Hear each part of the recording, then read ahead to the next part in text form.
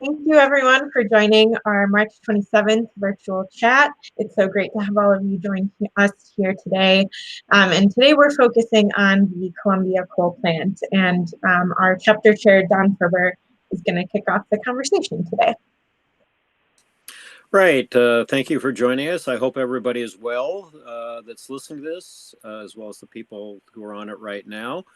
But what I want to talk to you about starting today is something that's not been making people very well for a while, and that is the Columbia Coal Power Plant located in Portage, Wisconsin. If you don't know where that is, if you're taking the interstate north of Madison, it's just off Interstate 39 where it separates off from 9094. So it's kind of a centerpiece that everybody coming north in Wisconsin gets to see, that perhaps doesn't provide the best image for Wisconsin. So, but it was a power plant that was built with 2 units back in 1975 and 78. So it's well over 40 years old. It's a very large power plant at over 1 gigawatt of power. A gigawatt is 1,000 megawatts. And the power plant is owned by 3 different utilities, about 46% by Alliant Energy, 32% by Wisconsin Public Service, and 22% by MG&E. Now, once again, make a fact about that too, it's a very old, not only old, but inefficient power plant. It burns cheaper, lower grade coal that comes from out west, and it's considered a subcritical plant which means it's a lot less efficient than even newer coal power plants. It means it's going to go through a lot more coal that has to be shipped there as well as burned, and then all the waste that has to be managed. Now, part of the history on that plant is that within the last decade or so, they made a number of changes to the plant. That was because the Sierra Club and some other organizations sued them over Clean Air Act violations back in 2008. And there were a lot of problems with the plant then. For instance, in 2009, it emitted 627 pounds of mercury. Now, if you know how toxic mercury is, even in small quantities, to think about that amount being put into our air and into our waters and so on is really serious.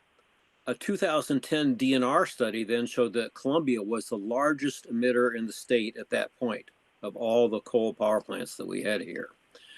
So between about 2009 and 2018, the utilities invested $900 million. It was a little bit less than $1 billion in several steps, which is how they managed to perhaps get away with doing it, to upgrade the pollution controls rather than convert it or shut it down and put in cleaner energy.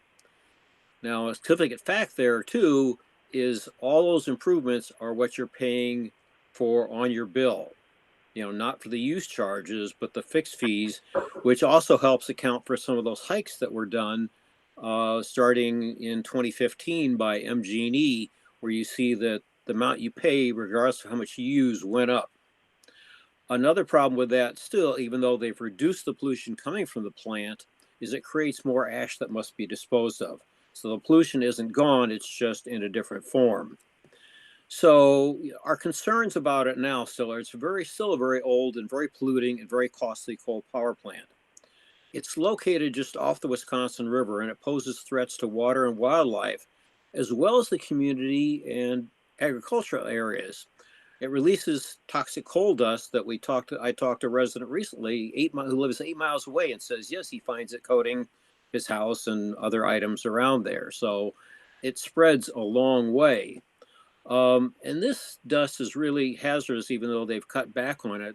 That 2010 study showed that annual costs from that plant on average, and they were doing some analysis here, were about 61 deaths per year, 97 heart attacks, 1,000 asthma attacks with 62 ER visits, and annual costs that were all added up that were close to $500 million per year.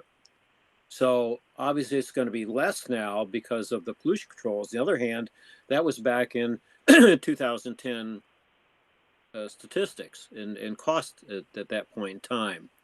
So another factor that showed up too in that 2010 study reported groundwater contamination with the coal ash.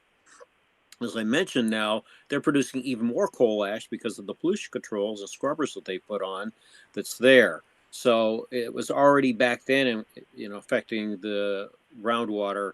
I'm sure it's only gotten worse since then. So overall, our concerns that it continues to exacerbate climate change, as well as having direct environmental and health impacts. We already have too much mercury in our lakes and other toxins. We don't need any more that's going in the air. And we really can't afford any more coal use and to worsen climate change. So I'll turn it back over to Cassie now to talk more about current situation and moving forward, and what, instead of things that don't make people well, how we can make people weller.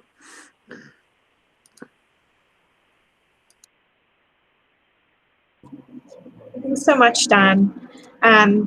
Yes, so there are a couple of really positive things that are moving forward. The first is that we know that even the utilities are admitting that coal is inefficient and it's costly, and we know that clean energy is the future. And we're seeing utilities, including the owners of the Columbia Coal Plant, Alliant, and MG&E, investing more in solar, especially as their form of clean energy. So that's a really hopeful signal to us, but we know that we need to do better faster, and this plant needs to close. And so there are a couple things that you can do from home to help us move in that direction.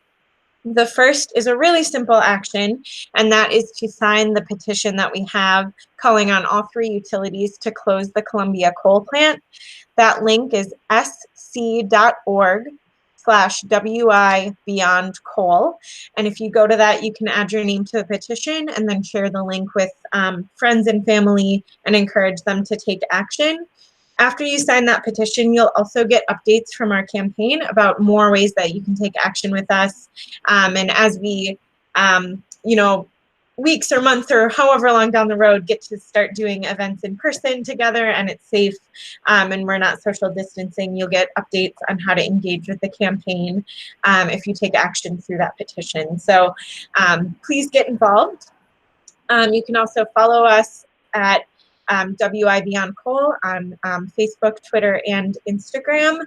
And then finally, I have a really great activity that I want to encourage people to do, whether you're home with kids or you yourself are interested in this, that's related to energy and talking about where your power is coming from. I want to give credit to Wisconsin Environment for this really great idea. And I'm going to screen share so that I can show it to everybody. So,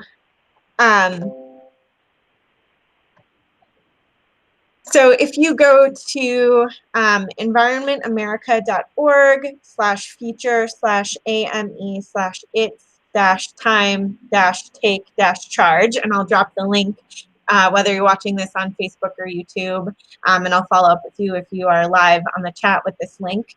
And this is a citizen's guide to reducing energy waste. So not only do we know that these coal plants need to close, but we also know that it's more cost effective for all of us personally if we are conserving energy and not wasting electricity. But also, it's a great way to talk to your family members and kids about where your power is coming from and how this is often coming from a very dirty resource. And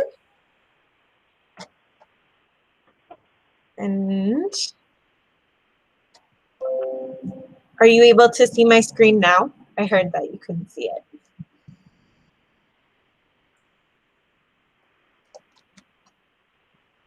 Okay, Elizabeth says she sees it. So I'm gonna hope that others can see this too, and I'll share the link afterwards so that if you can't see it, you're able to check it out after the chat.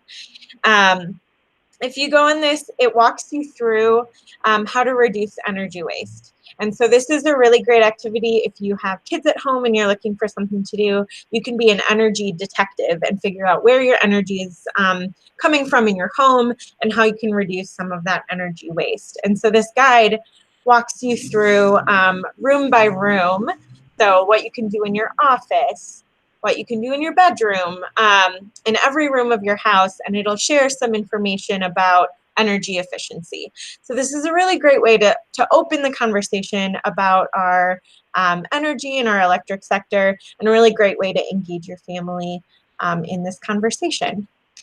So those are our actions today. So check out the Citizen's Guide to Reducing Energy Waste from Environment America, and then please sign our petition to close the Columbia coal plant at sc.org/WI Beyond Coal. We know that we can make a difference, and we know that now is the time for Wisconsin to move off of coal. Thank you.